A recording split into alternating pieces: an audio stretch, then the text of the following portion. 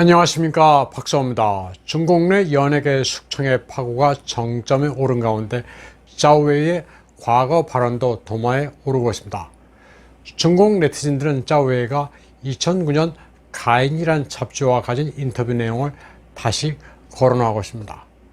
제목은 짜오웨이 따탄 춘멍和 리마오싱 쌍床 원티입니다. 짜오웨이가 춘멍 그리고 예의상 잠자리를 하는 문제를 터놓고 말하답니다. 리마오싱 쌍床, 예의상 침대에 오른다는 것은 중국에서는 권색 교육이라고 합니다. 즉 이익을 위해 권력층이나 부유한 기업가와 성관계를 맺는 것을 의미합니다. 짜오웨이는 인터뷰에서 남녀 간의 성관계는 굳이 사랑하거나 좋아하지 않더라도 사회생활에서 사람을 만나면 악수를 하는 것처럼 사교 차원이라는 투로 말했습니다. 중국에서 권력자와 연예인 또는 방송사 아나운서와의 추문이 늘 있는 것도 바로 리마오싱 쌍床, 예의상 침대에 오른다는 관념이 팽배하기 때문입니다. 중국의 일반인들은 2009년 당시 짜오웨이가 대수롭지 않다는 듯 이런 인터뷰를 하자 지금 와서 다시 적지 않게 놀라고 있습니다.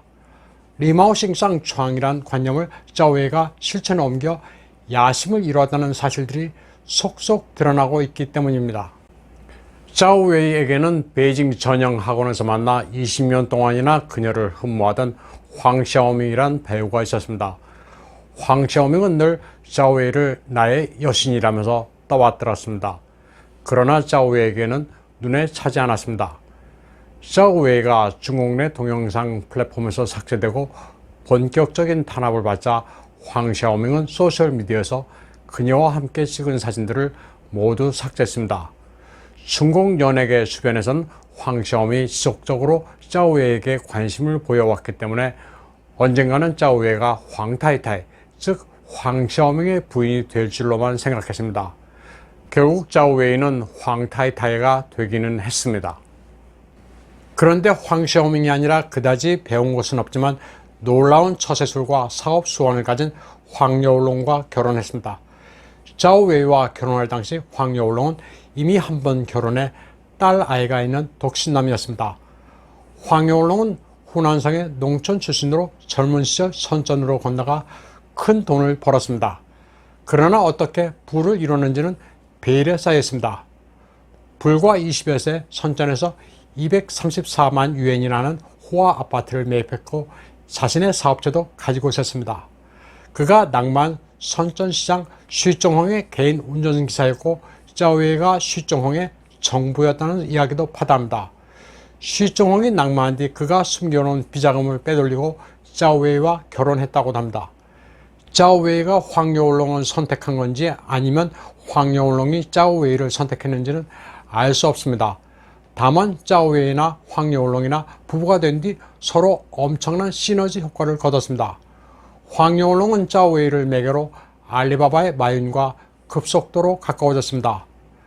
마윈이 가는 곳에는 언제나 황여울롱이 있었습니다. 마윈이 헝다의 시자인과 전략 파트너십을 맺을 때도 황여울롱이 곁에 있었습니다. 또 일본 소프트뱅크의 마사요시 손이 마윈과 만날 때도 바로 옆에 있었습니다. 다음 소식입니다. 중국 부동산의 거물 헝다가 만기가 다가온 은행 대출 이자 지불을 임시 중단하기로 했다고 베이징의 금융 싱크탱크 REDD가 9월 8일 밝혔습니다. 그러자 신용평가 기구인 무디스가 헝다와 그 계열사에 대한 신용 등급을 CAA1에서 CA로 하향 조정했습니다. 채무 이행 위약 위험도가 높아졌기 때문입니다. 헝다의 주식은 8일 2009년 IPO 당시의 가격 이하로 떨어졌습니다. 무디스뿐만 아니라 피치 레이팅스도 헝다와 그 계열사에 대한 외채 신용 등급을 CCC 플러스에서 CC로 대폭 낮췄습니다. 헝다 그룹은 이미 3천억 달러의 부채를 가지고 있습니다. 만약 도산하게 되면 채권자는 물론이고 부동산 유통업자, 주택 구매자까지 엄청난 충격을 가하게 됩니다. 하지만 베이징 당국은 헝다에 대한 지원 계획을 내놓지 않으면서 빨리 채무 문제를 해결하라고 헝다에 독촉하고 있을 뿐입니다. 헝다는 8월 31일 처음으로 만약 자산을 제때 매각하지 못하면 채무 위약의 위험에 직면할 수 있다고 밝힌 바 있습니다. 경제 블로거 제로 헤지는 만약 3천억 달러의 부채가 있는 헝다 그룹이 파산할 경우 그 충격은 리먼 브러더스 때보다도 더 클 것으로 내다봤습니다. 150개가 넘는 은행도 그 충격을 받을 것이라고 말했습니다. 중공의 부동산 경기 냉각은 상상 이상입니다. 일선 도시인 베이징, 상하이, 광저우, 선전의 거래량이 최악입니다. 상하이의 경우 거래량이 40%나 떨어졌습니다. 헤지펀드의 건물 조지소로서도 월스트리트 저널을 통해 중공의 부동산 시장에 거대한 위기가 도사리고 있다고 말했습니다. 부동산이 사상 유례 없이 침체를 맞고 있는 데다 중공 당국이 공동 부유를 내세워 자선 기부를 종용하자 부호들은 놀라고 있습니다. 중화권 매체인 아폴로 신문망에 따르면 이 때문에 수많은 중공의 부호들이 일본에 대거 투자하고 있습니다. 도쿄 중심부의 아파트부터 홋카이도의 산림, 섬, 골프장을 매입하고 있다고 전했습니다. 중공 매체 시대주보는 중공 부호들이 일본 부동산을 매입하는 행태를 일망타진이란 네 글자로 표현했습니다. 이 매체의 보도에 따르면 일본의 부동산은 전염병의 영향으로 6년 만에 처음으로 하락해 해외 자본의 구매가 늘었습니다. 2021년 해외 자본의 토지 매수는 23,000평방킬로미터로 2020년에 4.2배로 나타나는데 이 가운데 중공과 홍콩 자본이 매수한 토지가 40%에 달했습니다. 중공 부호들이 돈을 싸들고 일본 부동산을 매입하는 이유는 간단합니다. 중공 당국이 수시로 시장을 옥죄는 정책을 내놓기 때문입니다. 일본은 부동산 규제가 상대적으로 허술한 데다 전염병이 끝나면 부동산 가격이 다시 오를 것으로 예상되기 때문이기도 합니다. 다음 소식입니다. 8월 21일 랴오닝성 다롄의 문을 연 일본 풍경구 리틀 쿄토가 9일 만에 영업정지를 당하자 일본 여론이 분노하고 있습니다.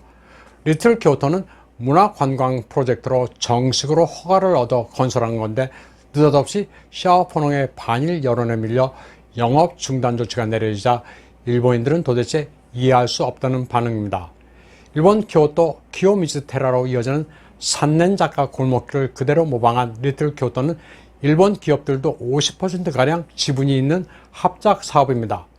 리틀 쿄토의 상가는 1차 분양이 끝나고 2기 건설을 일본 측에 위탁해 진행 중이었습니다. 이미 분양받은 중국인과 여기에 종사하는 이들이 3만 명이나 되는데 샤오펀홍들은 이들을 매국노라고 맹비난하고 있습니다. 정상적인 절차를 거쳐 개업한 뒤 인산인해를 이뤘던 리틀 쿄토가 정치적인 이유로 일본을 증오하는 대상이 된 겁니다.